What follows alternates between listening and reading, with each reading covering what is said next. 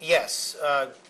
In other words, did the male voice sound calm in the background? No, it was the best way of describing what was going on was that there was a fierce domestic dispute with screaming and seemingly a lot of emotion attached to the screams. After the second phone call ended, did you presume that Murray was having some type of domestic argument with the woman that answered the phone? Yes. And then after that, did you ever think about the situation again until you heard of Murray's death? No, quite frankly, I did not.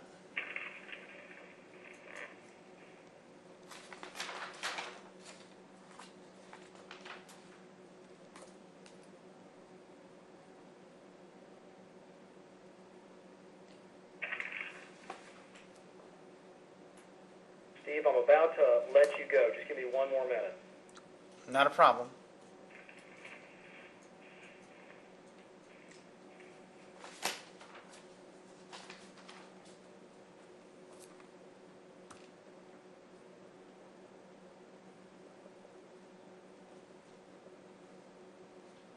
Steve, are you willing to talk to the Florida Department of Law Enforcement about what you witnessed? Absolutely. Are you willing to talk to the new sheriff of Sarasota? Yes. Who is going to be taking office, I believe, in January, about what you observed? Yes. And are you willing to speak with the FBI about what you observed? I've never denied to speak. I was never adverse to speaking with anyone. The only issue I have is that if I speak to the press, it has to be with subpoena. Is there anything that you would like to add before we conclude the statement? Well, having known Murray for several years prior to his death, and understanding a few of the facts surrounding the matter according to Maria Cohen, and this is from what I read online and from what I am led to believe through conversations with Steve Esdale. There seems to be innumerable inconsistencies with regard to this entire case. The most egregious of which is the way that the authorities in Florida seem to have conducted the investigation, and of course what they have seemed to either through sloppy police work or through some sort of intentional conspiracy, it just seems as though the entire matter from the point of his death through today is completely suspicious. I was led to believe through conversations with Mr. Esdale that certain amount of money that Mr. Cohen had in his possession in his home was taken to Bolivia. You're talking about cash? I'm talking about cash and jewelry. Was taken to Bolivia and given to Bolivian children, which, from my knowledge of Mr. Cohen's personality, this is highly unlikely, at least the Murray that I knew, that he would be traveling to Bolivia with cash and jewelry to give away to children. We're talking tens of thousands of dollars. Yeah, we're talking tens of thousands of dollars. Not that he ever gave me any absolute indication of how much money cash he had. As his financial advisor, I always had the impression that there was quite a bit of cash at home. The money that was at Smith Barney was invested and, to my recollection, was never drawn upon for living expenses. That was purely his retirement savings. I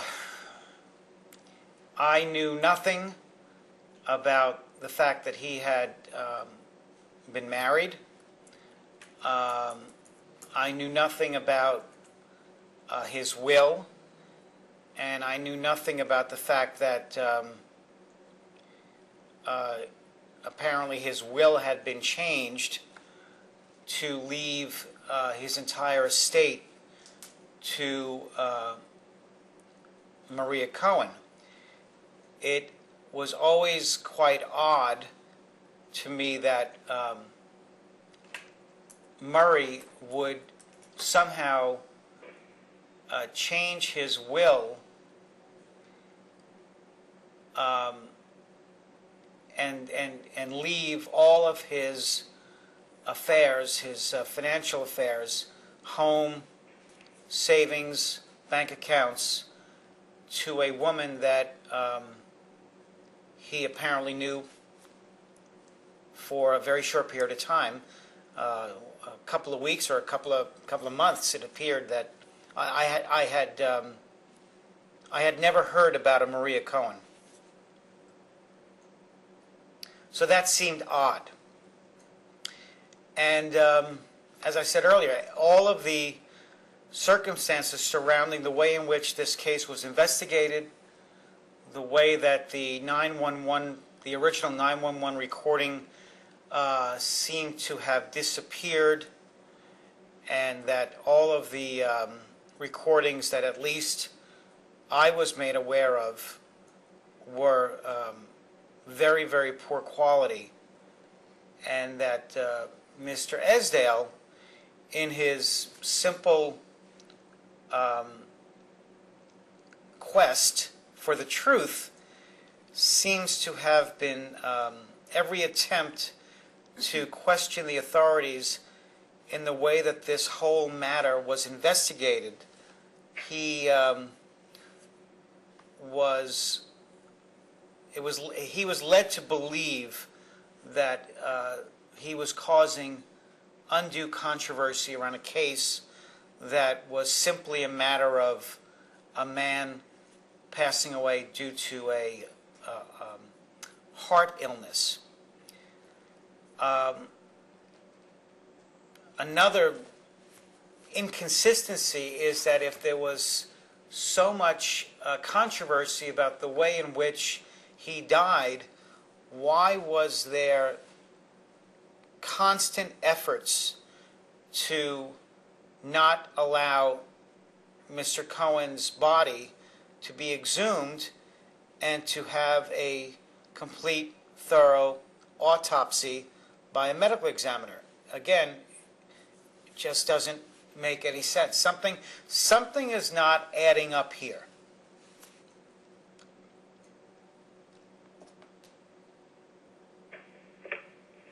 I guess my thoughts are complete.